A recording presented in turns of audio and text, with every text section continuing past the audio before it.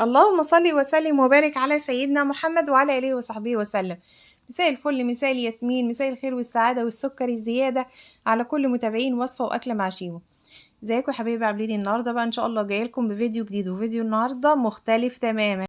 اظن ان احنا ولادنا كلهم بيموتوا في اكل بره، بيموتوا بقى في الدليفري بقى والسندوتشات بره والشاورما والكبده والحاجات دي كلها. فحبيت بقى ان انا ادلعهم بقى واعمل لهم كده ايه، سندوتشات عندي هنا في البيت، وحتى العيش الكايزر كمان عملته في البيت. بس انا ما عملتوش معاكم النهارده، هعمله معاكم في فيديو تاني بعد كده. المهم ايه، تعالوا نشوف هنعمل ايه. دي كبده كانت عندي في الفريزر، فطلعتها بقى وقطعتها كده شرايح عشان اعمل لهم احلى كبده اسكندراني. ما احنا بنعمل الكبده الاسكندراني ايه في البيت احسن من بره والله العظيم. بس هما اللي عكاكين ودايما باصين لاكل بره. مش عارفه اكل بره ده اعمل لهم ايه.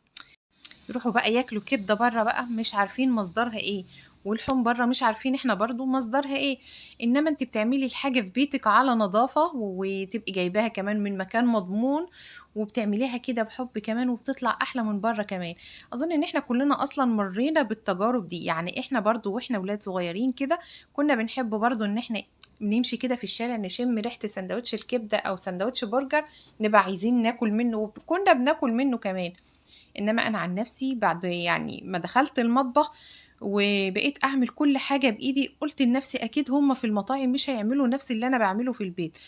من يوم ما اتجوزت بقى، ومن يوم ما بدأت ان انا اعمل حاجة بايدي، والله عمري ابدا ما اكل اي لحوم بره او اي سندوتشات بره. اكتر من الفول والطعميه ما اكلش. المهم ايه، جبنا بقى هنا الكبده قطعتها زي ما انتم شايفين كده، وجبت كمان صدور فراخ هقطعها برضو هعملها شاورما، وهعمل لهم سندوتشات شاورما سوري ما فيش بعد كده، والتوميه بقى ما اقولكوش، حاجه كده تحفه، حاجه خرافه. يعني شوية التوابل وشوية وحتة اللية اللي بيحطوها كده في المطاعم ويجذبوا بيها الناس وهم ماشيين كده، الريحة بتجذب الناس طبعا، فبيبقوا عايزين يخشوا كده وياكلوا بيشموا الريحة كده يجوعوا. المهم ان انا بقى هعملها في البيت برضو بتوابل الحلوة وبتكاتي وحركاتي انا كمان، اللي هتخليهم كده يشوفوا كده السندوتش كده ويشموا الريحة كده يبقوا عايزين ياكلوا منه. بس بصراحة عجبهم جدا وانبسطوا منه جدا، وكل يوم بقى عايزين من النظام ده. هم اساسا ولادي او ممكن ولادكم انتوا كمان، بس انا كل ما اسال اي ام بتقول لي انا ولادي نفس النظام.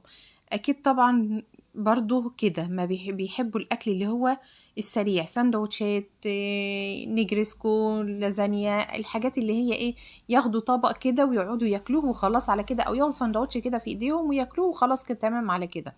انما تحط لهم شويه بسله، شويه رز، حته لحمه، يقعدوا يقولوا لا مش عايزين لا. يعني عيال كده من الاخر مبنيه على ريش. المهم بقى نرجع بقى للتتبيله بتاعتنا. عندي بصليه كبيره هنا قسمتها اتنين، نص كده هتبل بيه الشاورما ونص هتبل بيه الكبده. واول بقى تتبيله هنبتدي بيها هي تتبيله الشاورما. عندي هنا 3 معالق من الزيت، 3 معالق من الخل، نص بصلايه اللي انا فرمتهم، اللي انا فرمتها، معلقه صغيره من البصل البودر، معلقه صغيره من الثوم البودر، معلقه صغيره من توابل الفراخ، معلقه صغيره من السماق، معلقه صغيره من السبع بهارات، معلقه صغيره من التوابل بتاعه الشاورما، من كل التوابل بتاعتنا كده معلقه صغيره معلقه صغيره كده، وهحط الملح ونقلب كله مع بعضه كده. وحطيت كمان معلقه كبيره من دبس الرمان، ممكن تستغني عنها لو مش عندك دبس رمان عادي يعني. المهم بقى ايه، نقلب بقى كله في بعضه كده،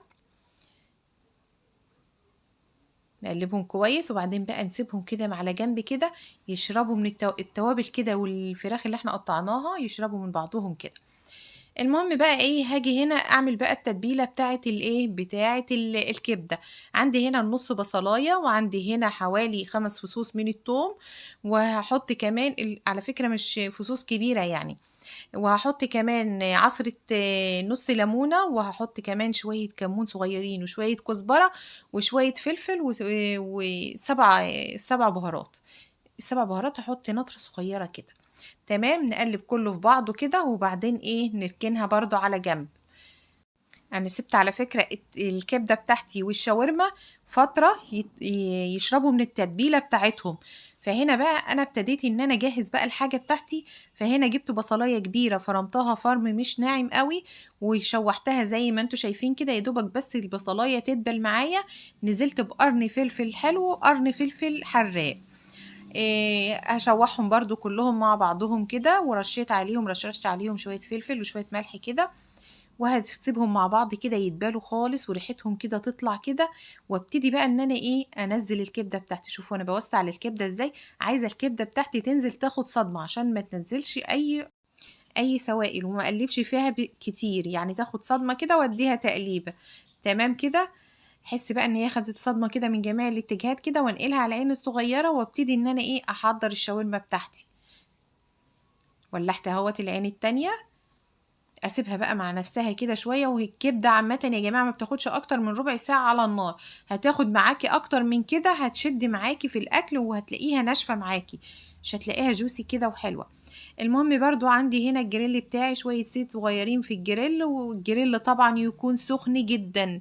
قبل ما انزل بالشاورما فيه لازم يكون سخن جدا. اديت للشاورما بتاعتي صدمه، وابتديت بقى ان انا اقلبها زي ما انتم شايفين كده. ابتدت ان هي تاخد لون معايا اهيت.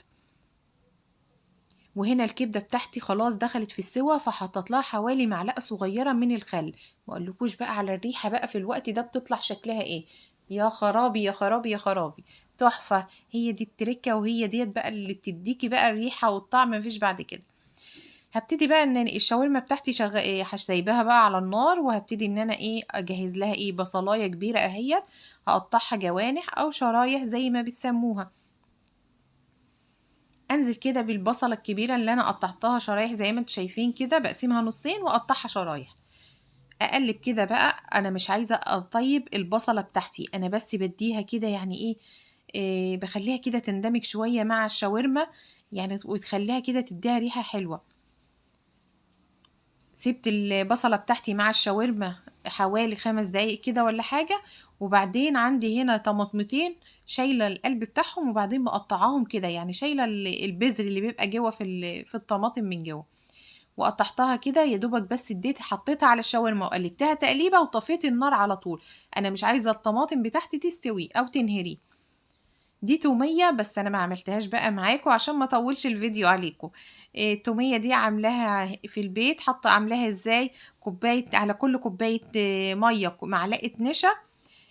وهحط عليهم دولت كوبايتين من المية، عليهم معلقتين من النشا، معلقتين هرميين كده.